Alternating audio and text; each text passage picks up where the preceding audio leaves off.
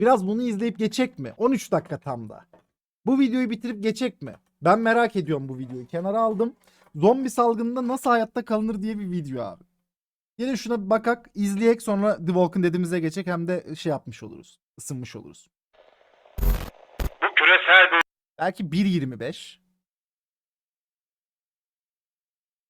uyarıdır. Önemli bilgiler için beklemede kalın. Hükümet düştü. Bu insanlığı yok olmaya sürükleyecek bir olay. Panik yapmayın. Hastalık hakkında daha fazla bilgi için Distopya YouTube kanalını takip etmeye devam edin. Panik yapmayın. Sizlere daha önce 20'ye yakın zombi içerikli video ve hayatta kalma tüyoları veren videolar yaptım. 2023 yılının zombi serisini başlatmak Hükümet için çalışmalara düştü. başlamıştım ve bu videoyu yazmaya başladım. Derken bu video 2 video oldu, 3 video oldu derken 15 videoya tamamladım. Ve bu 2023 yılının zombi serisinin ilk Ses videosudur. çok mu fazla? İyi seyirler. Hayatta kalma uzmanları ve profesyonel hazırlıkçılar bir zombi istilasından nasıl kurtulacağınıza dair en iyi ipuçlarını verirler. Zombi kıyameti, borçlarınızı silmek, bugünün getirmiş olduğu bütün sorumluluklardan kaçmak için güzel bir fırsat gibi görünebilir. Ancak zombi filmleri bize bir şey öğrettiyse o da çorak arazilerde hayatta kalmanın asla kolay olmadığıdır. Şu an hali hazırda bir pandemi içerisindeyiz ve zombi kıyameti kulağa o kadar da abartılı gelmiyor. Yani bu işi derinlemesine incelemediyseniz kulağa abartı gelmeyebilir. Ya da bilimsel olarak. Her neyse. Bu başka bir serinin konusu. Bu videoyu kıyamet sonrası yapımlar üzerinden ilerletelim. The Walking Dead'i ele almak istiyorum. Çünkü yakın zamanda The Walking Dead'i izlemeye başladım. Çok monoton bir şekilde ilerlese de sizlere söz verdiğim gibi tamamını izleyeceğim. The Walking Dead son sezonunu yayınladı. Hayatta kalma uzmanları ve zombi hazırlıkçıları bu diziyi incelediler. Zombi hazırlıkçıları diye bir şey yok abi. Neyin doğru neyin yanlış olduğunu ve bir kıyamet günü senaryosundan sağ çıkmak için kendi ipuçlarını bizlere sunmaya karar verdiler. Oğlum Ve kıyamete hazırlananlar var.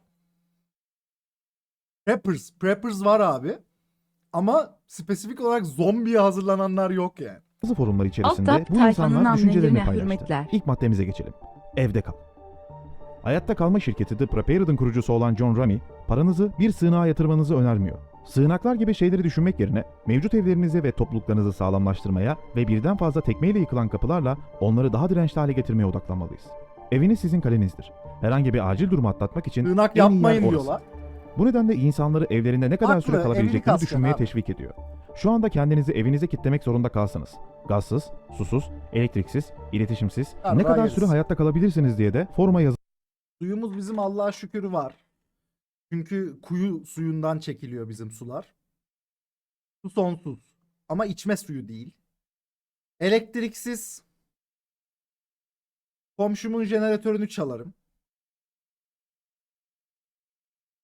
İletişimsiz. yazısını eklemişti. Minimum olarak evde kalacağınız süre 2 hafta olmalı. Çünkü bu doğal afetler gibi acil durumların çoğunu kapsıyor. Bazı insanlar hazırlıklarında Jeneratörü bir süre götürürüm. Sonra bir 4-5 kilometre ileride benzinlik var. Artık orayı raidlerken ölmezsem bir süre daha gider. daha da ileriye gider ve 6 Bizim burada arkadaşlar herkes şey kalmıyor. Full time oturmuyorlar burada. Burayı genelde bu bizim oturduğumuz sitenin %80'i %90'ı buradaki evlerini yazlıkçı olarak kullanıyor. O yüzden rahat patlatılır yani evler. Evler rahat patlatılır. Silah lazım ama. ay sürebilir. Sonsuza kadar hayatta kalabileceğiniz bir noktadasın. Ankara'da yazlığa mı gelinir? Ya adam mesela Ankara'da oturuyor aga. Ankara'dan da çıkmıyor. Şehrin içinde bir evi var. Bir de işte bizim oturduğumuz bölge gibi şehrin dışında sayılabilecek işte şehre 20-30 kilometre uzaklıkta evi var. 6 ay şehrin içinde oturuyor kışın. Yazın geliyor işte müstakiline. Yiyecek yaratmak, su bulmak ve arıtmak gibi konularda sınırsız bir yeteneğinizin olması gerekiyor. İkinci madde, tedarik. Hazırlık yapmayı başaramamak ve canlı canlı yenilmeye hazırlanmak. Çığlıklar atmak ve yok olmak. Bunu hiçbirimiz istemeyiz. Rami'ye göre temel malzemelerle dolu olmalısınız. Burada Maslow'un ihtiyaçlar hiyerarşisini düşünmek gerekiyor. Yemek, su, sağlık, iletişim. İlk yardım malzemelerine ihtiyacımız olacak. Hijyen malzemelerine ihtiyacımız olacak. Çünkü boşaltım yapacağız fakat bu yaptığımız şeyi nasıl temizlememiz gerekiyor? Bunu Tesisat ne kadar da çöker la chat. Mesela oldu zombies şeyi oldu amına koyayım. Ne noktadan sonra sıçamayız tuvalete? Sıçtığımızda gönderemeyiz yani.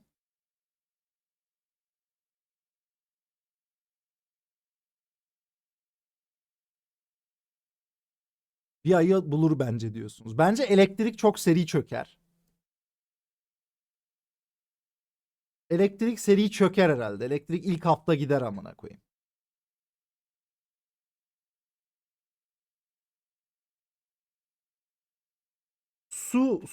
Su belki durur. Su belki durur ya. Elektriksiz su sistemi de çalışmaz. La gübre işte. Tarla yaparsın. İnsan gübresi iyi mi la tarla işinde? Verimli olur mu yani?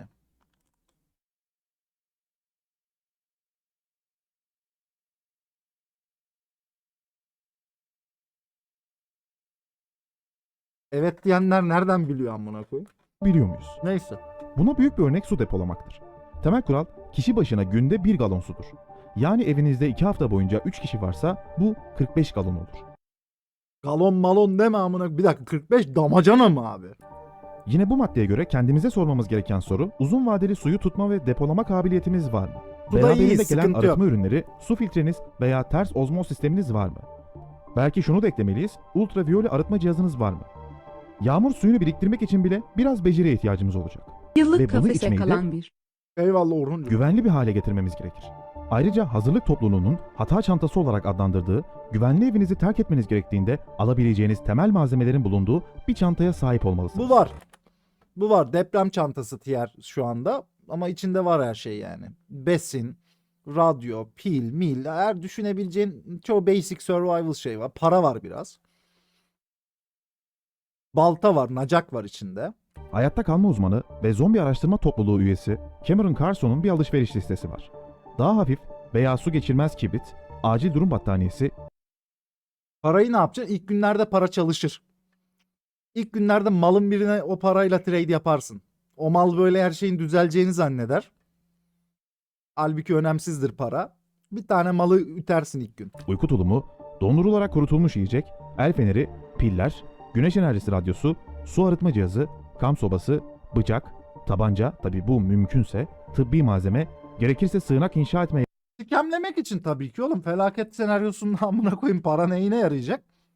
Bir tane parayı hala değerli zanneden bir adamla trade yapacaksın yani. yardımcı olacak bir muşamba. Ayrıca bir bisiklete yatırım yapmanızı tavsiye etmekte. Videonun başında da bahsettiğim gibi bir diziye göre, bir yapıma göre değerlendirmek istiyorum. Yeniden The Walking Dead'e dönersek, en çok sızlandığımız konulardan bir tanesi salgından 8 yıl geçmiş, hala insanlar benzinli araçlar kullanıyor. Benzini kullanabilirsiniz. Ancak 6 ile 12 aylık bir toplum düşüşünden sonra kullanılabilir benzin bulabilmek oldukça gülünç bir şekilde gelir akla.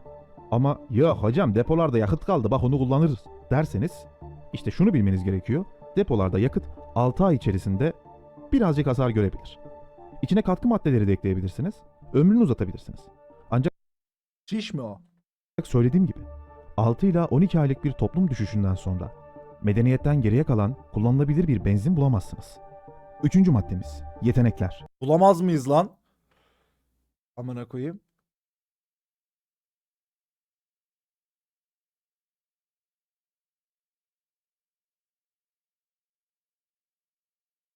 Atın olacak abi. Atın olacak baba. Bak araba bile çok seni kitliyor aslında. Yola kitliyor. Atın olacak abi. Atla her yere gidersin. At yol mol tanımaz. Elinizde ne olursa olsun, isterse bir Bix olsun, bunları kullanma becerisine sahip değilseniz ne kadar malzemeye sahip olduğunuz asla önemli değildir. Kendinize yapabileceğiniz en büyük yatırım ilk yardım ve yaranın nasıl temizlenip pansuman yapılacağına dair temel bir tıbbi anlayış. The Walking Dead'den yola çıkalım. Omzunuza bir arbaletle ateş edilirse bununla nasıl başa çıkardınız? Bu durumda Bende hiç medic skills yok abi. İrem'e emanetim ben o konuda.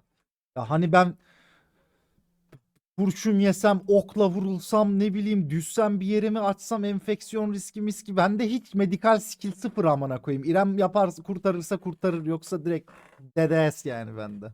modern toplumda karşı karşıya kalırsak hayatta kalma oranımız artar. Bu modern dünyanın getirisidir. Ancak getirileri kadar da götürüleri de var. Son 100 Ne olacak ki aşkı ararız 112'yi. Olur yani. yılda binlerce yıllık zorlu hayatta kalma bilgisini kaybettik. Edindiğimiz bütün bilgi modern toplumla beraber yok oldu. Slay bitch. Tabii hepsi yok olmadı. Biraz geriye gidelim. Büyük anne ve büyük babalarımızın çoğu en azından bir yarayla nasıl başa çıkılacağı konusunda bazı temel bilgilere sahipler.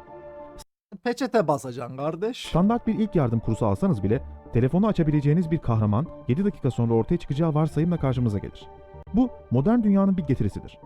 Ama zombi kıyametinde yaralanırsanız sizi gelip kurtaracak bir kahraman olmayacak. Çünkü onlar modern toplumla beraber yok oldu. Bu yüzden bugün kendinize yapabileceğiniz en büyük yatırım hayatta kalma kurslarıdır. İlk yardım bilgisi öğrenmektir. Bu genel olarak bence öyle ya. Yani İlk yardım kursunu aldıktan sonra kendinize Sadece yapabileceğiniz zombi gelir bir başka diye değil yatırımda açık havada yer yön tayinidir. Bugün biz bunda da çok zayıfım ya. Ben bu sporda da çok zayıfım. İrem de bunu çok iyi biliyor. Aga benim muscle power gibi düşünün, tamam mı? Böyle işte korkmam, morkmam, atlarım, kaçarım, zıplarım, inisiyatif alırım. Ee, Ne anlatıyorsunuz be abi? hırçınlaşırım, bilmem ne. Bunları hallederim. Ama yön bulma, medikal bunlar yok abi. Mesela İrem'de dikiş nakış da çok fazla var. Yani bize mesela şey falan da yapar. Kıyafet bile diker amına koyayım bize. Öyle söyleyeyim. Ben abi cesaret gerektiren diğer bütün skill'leri hallederim. insanlık olarak nasıl yön bulacağımızı bilmiyoruz. Artık arama Şeyi çözerdim. Ben şeyi rahat yapardım. Diğer insanları domine etmeyi yapardım. Ondan hiç çekinmezdim yani. Korkuturdum falan amına koyayım. Zaten kıyamet gelmiş abi yani. Anladın mı? Sikimde olmazdı yani. Ha, zorbalardım, domine ederdim. Yani insanlarla olan iletişimi oturturdum. Öyle söyleyeyim. ve kurtarma topluluğunda GPS diye bir şey var. Bu modern dünyayla beraber yok olabilecek bir teknolojidir. Bu yüzden harita Ha, okumayı, Negan'lardım ya. Vallahi Negan'lardım ben amına koyayım. yer yön tayini yapabilmeyi öğrenmemiz gerekiyor. Ama cani bir insan olmazdım. Cani bir insan olmazdım yani. Dünyadaki en büyük hazırlıkçı topluluğunun başında bulunan John Rami şunları da ekliyor. Ateş yakmayı biliyor musunuz? Soğuktan ölmemek Ha, ateş yakmayı biliyorum, sıkıntı yok. Çakmakla ama. için nasıl bir kış barınağı oluşturacağını biliyor musunuz? Bu sorulara yanıtın evetse şunlara da göz atmanı istiyorum. Çatışma çözümünü biliyor musunuz? Ve durumunuzun farkında mısınız? Etrafınızdakilere dikkat ediyor musunuz? Şiddete başvurmadan gergin durumları nasıl dağıtacağınızı biliyor musunuz? Bütün bu soruların cevabını Bunları bir yapardım. zombi salgını başlamadan önce aslında vermeniz gerekmektedir sevgili dostlar. Altta Çünkü John tayfa Rami ananın bütün bacının ekibine bu ellerinden soruların öpeyim. cevaplarını öğretmiş. Ve hep İnsan eti yer miydim? Ben mecbur kalsam yerdim ya. Mecbur kalsam yerdim ya. Siz yemez miydiniz?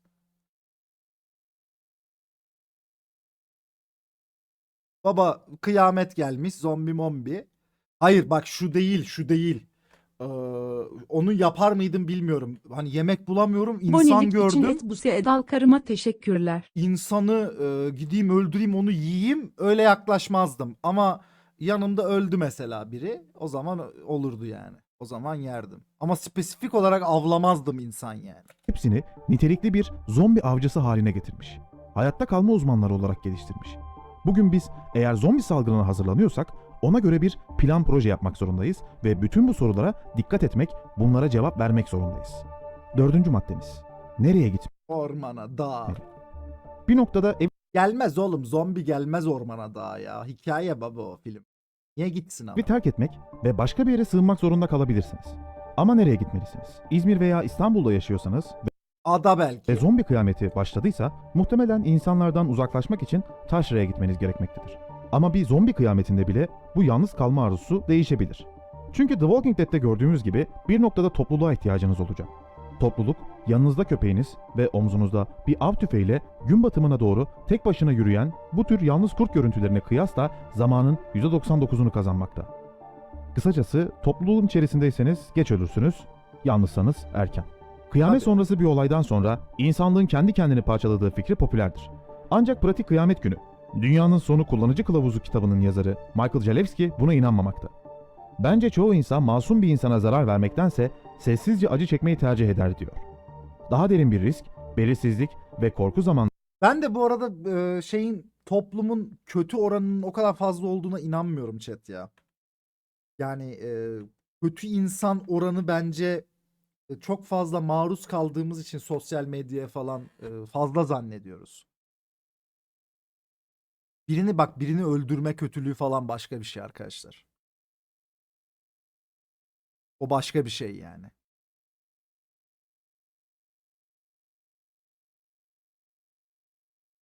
Depremi hatırla. Tamam abi, depremde yağmacılar da vardı ama tek yürek olmaya çalışan tüm Türkiye de vardı amına koyayım.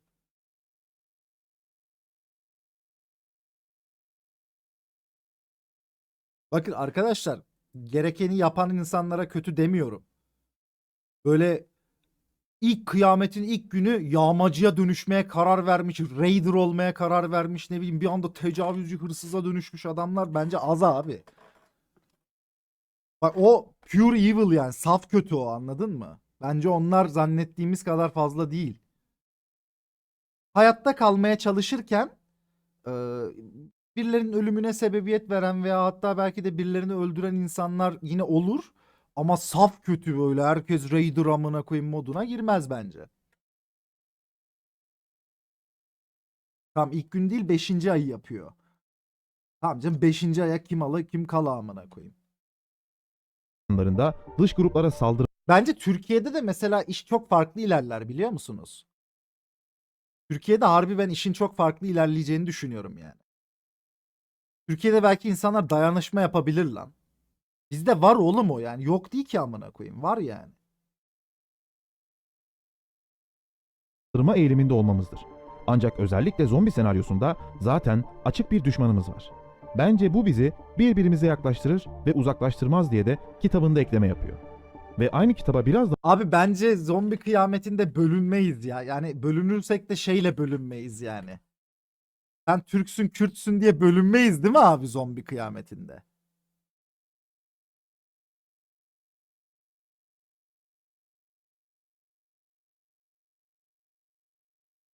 Amına koyayım, öyle bir şeyden olmaz yani.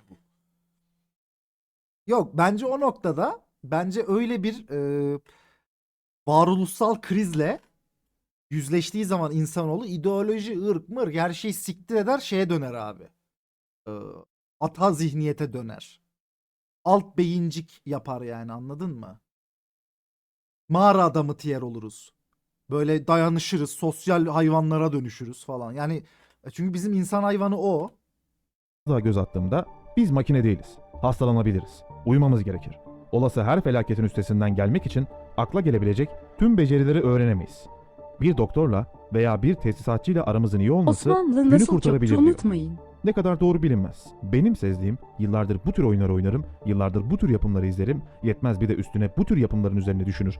Benzer şekilde radyo tiyatrosu ve aynı zamanda film çekerim, hepsinde gözümün önüne zombilerden daha çok birbirini parçalayan insanlar geliyor. Bu bir Tabii. gerçektir. Fazla hayalperest olmaya, dünyaya toz pembe bakmaya gerek yok. Tabii tabii. Ama dediğim şey de bu değil arkadaşlar yani. Siz ne anladınız bilmiyorum ama herkes el ele verir ve amına koyayım zombileri yeneriz gibi düşünmüyorum abi zaten. Sıra geldi bu evrenin nihai düşmanı zombilere. Peki ya zombilerin kendilerini hiç düşündük mü? Zombi uzmanı Cameron Carson'a göre bu, vahşi hayvanlar gibi koşan kuduz türler mi, yoksa The Walking Dead'in yavaş yavaş ayaklarını sürerek yürüyen masum türleri mi? Aslında bu sorunun cevabını hepimiz merak ediyoruz. Zombi uzmanı Cameron Carson, hızlılarsa onları geride bırakmadığımı biliyorum diyor. Zombi uzmanı ha, vay be. Yani gizliliğe dönmeliyiz. Onlardan kaçınmak için Olmayan bir şeyin uzmanı nasıl olabiliyorsun? Çok feci bir espri yapasım var ama kafamı keserler aga, kolay gelsin. herhangi bir şekilde yer altında veya yavaş yavaş tepelerde hareket etmemiz gerekir. Hızlı hareket eden bir türle karşı karşıya gelirseniz panikleyeceksiniz ve daha fazlasını üzerinize çekeceksiniz. Grubunuzda silahları taktik ve yetkin bir şekilde nasıl kullanacağını bilen birden fazla kişi yoksa hızlı hareket eden bir türle karşı karşıya gelmeniz sizin sonunuzu getirecektir. Bu hızlı tür içinde. Şimdi yavaş olanlara gelelim. Sadece etraflarından dolaşın. Bu videoda fikirlerine çok fazla yer Tatlım, ne oluyor? İrem'in sesi geldi. Yemek geldi çünkü. Has. Bu ne? Erişte yumurtalı pazı. Bu da biraz sert gözüküyor. Şöyle göstereyim arkadaşlar. Güzeldir ya. İyidir. verdiğim uzmanları size tanıtmak istiyorum. John Rami, bir hayatta kalma şirketi olan The Prepared'ın kurucusudur. Silikon Vadisi'nde bir geçmişe sahip olarak ABD hükümetine ve Savunma Bakanlığı'na acil durum teknolojisi, ekonomik düşüşü konusunda tavsiyelerde bulunuyor. Cameron Carson, zombi araştırma topluluğunun sözcüsü. Birleşik Devletler Oğlum donanmasında zombi araştırma sözcüğü falan, bu amına kodumun Amerikalıları ne yaşıyor ya? aktif, görevli bir subay. Aden Körfezi'nde korsanlıkla mücadele operasyonları yürüttü. Dünya çapında afet yardımının etkinliğini araştırdı. ve açık Ne havada ya adamlar? hayatta kalma konusunda uzman. Michael Zalewski, bir bilgisayar güvenlik uzmanı ve Pratik Kıyamet Günü, Dünyanın Sonu Kullanıcı Kılavuzu kitabının yazarıdır. Ve bendeniz Sait Gülüm. Sadece bir içerik üretici. Bir anlatıcı. Sevgili dostlar, eğer videom hoşunuza gittiyse videoyu beğenmeyi ihmal etmeyin. Telegram ve Discord gruplarıma gelerek orada da benimle birlikte Oğlum spesifik olarak zombiye hazırlanmak çok tuhaf bu arada. Hani kıyamete hazırlanın baba eyvallah da yani zombiye hazırlanmak ne lan? Eyvallah eyvallah. Zahit bizi tan eyleme hay hay hay.